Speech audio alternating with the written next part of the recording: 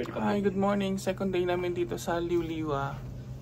5 AM na, hindi pa kami nakakaihi. Ako pala, kasi ang layo ng CR. Gusto ko na nga sana sumamay sa inyo.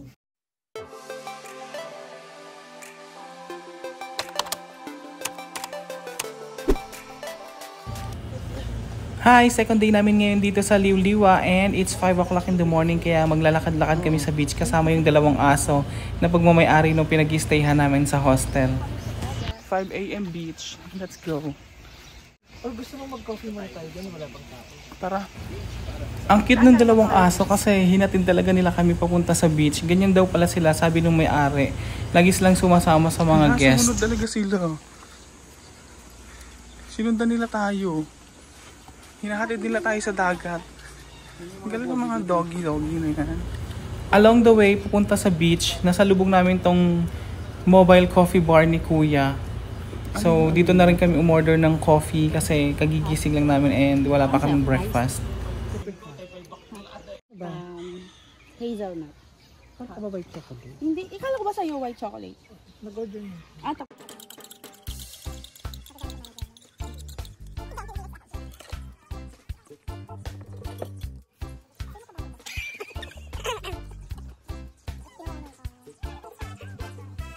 KKB tayo ngayon. Hoy, akin na yan. Babayad na natin.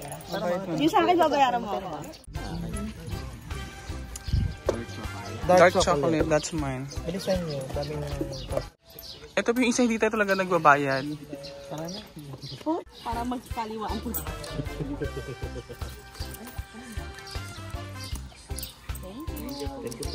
Coffee muna tayo bago tayo mag-beach. May mga tao na rin pala sa ganitong oras ng umaga. Mga naglalakad-lakad. Tapos parang siguro nag-aantay din sila ng sunrise katulad namin kasi magpapainit kami ng saglit tapos mag-swimming din.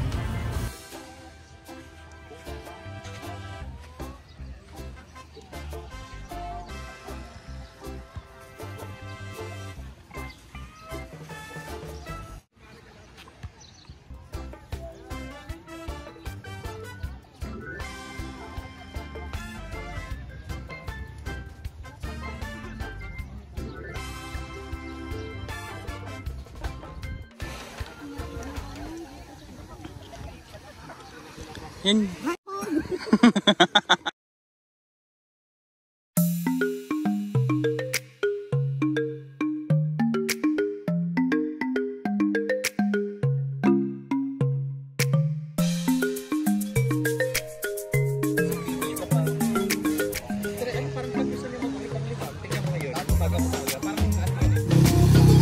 Magkano 30 minutes na.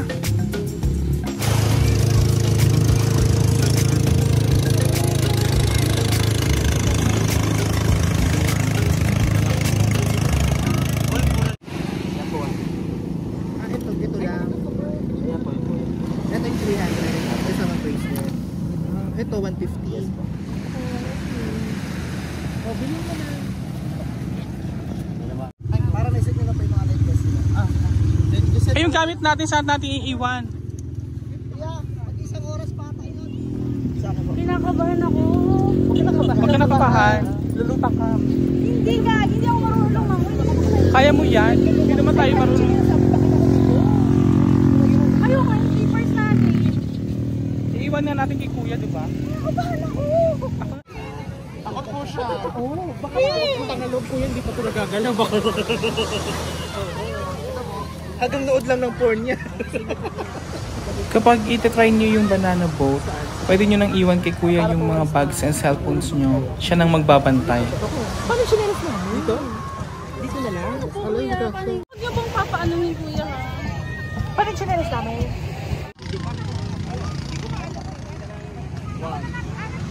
Sige sir.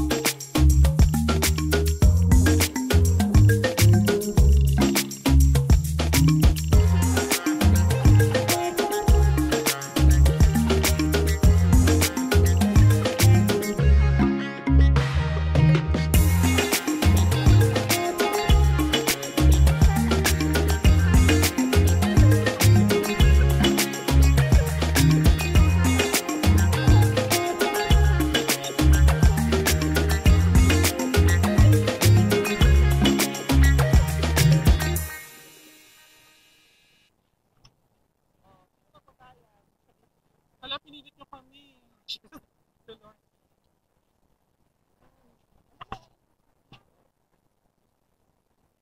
Hihilahin tayo.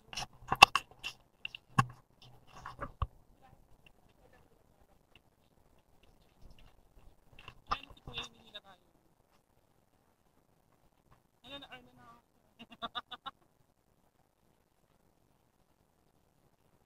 Ayun.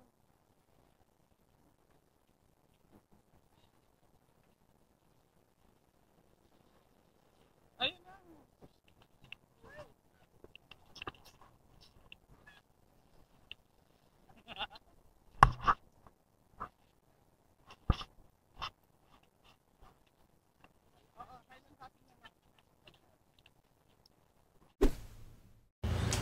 After namin mag-swimming and mag-banana boat, may kainitan na rin yung tirik ng araw. Kaya naman naisipan namin bumalik na sa hostel para mag-coffee. Meron na rin palang free coffee dito and pandesal with cheese whiz. Tapos may oven toaster kung gusto mo ng mainit na tinapay. Pasabay naman ako, please. Ng tinapay. Oh, tanggalin mo na.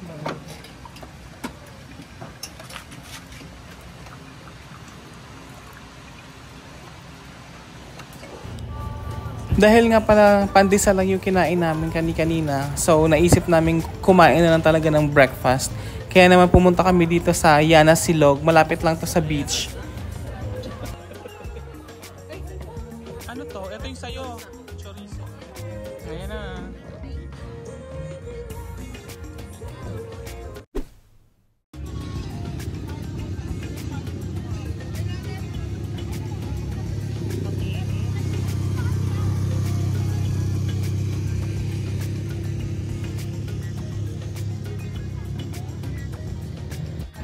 Oo, mag-swimming tayo. Tara, mag-swimming tayo ng ganitong oras pa. Anong tawag dun sa ano? Tapos tambay tayo mamaya. Yung gano'n, nagmumotor-motor? Ayan, oo nga, ATV. ATV rentals. Kasi mababasa na naman. Wala, swimming na tayo. And then, dito pala kami nag-lunch sa Kapitan's Liwa. Yung mga pagkain nila dito, masasarap talaga. Kaya, highly recommended namin to.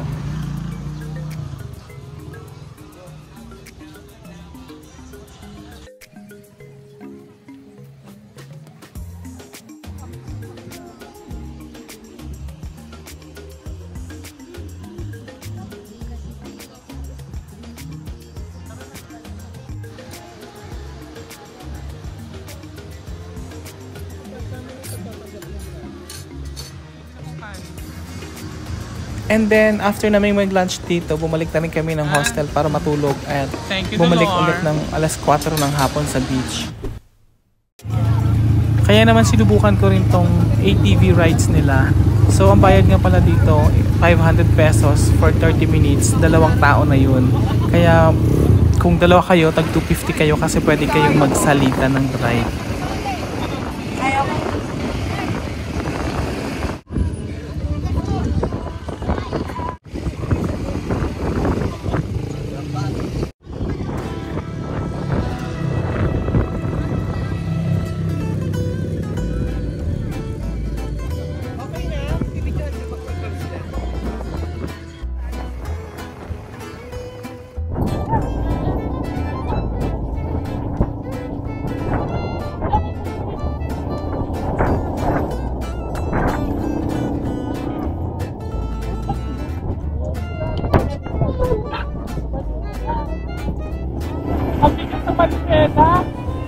Madali lang din pala tong gamitin kasi para ka lang din nagmumotor. Kung familiar ka na sa pagmumotor, madali na lang din to sa'yo.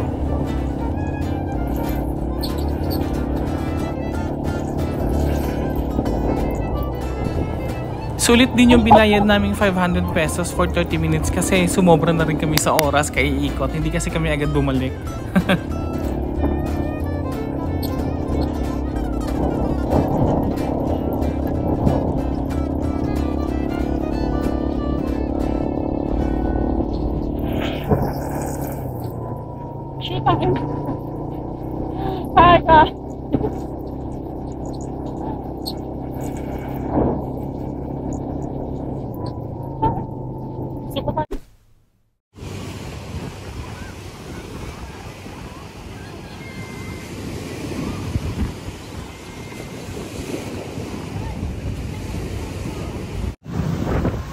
after naming mag ATV rides, nag-swimming kami ulit and then inabangan namin yung sunset kasi ito yung isa sa mga pinaka-inaabangan dito sa Zambales Beach, yung paglubog ng araw.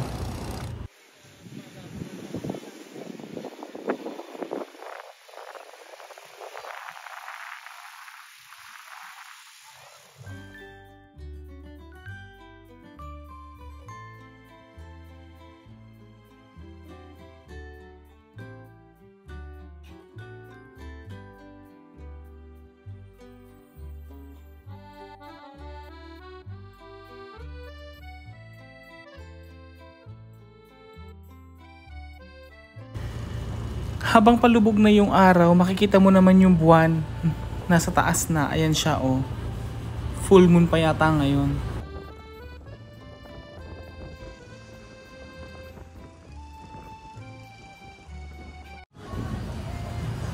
Dito kami nag-dinner ulit sa Kapitan's Liwa kasi talagang nung nasubukan namin yung foods nila, ang sarap talaga.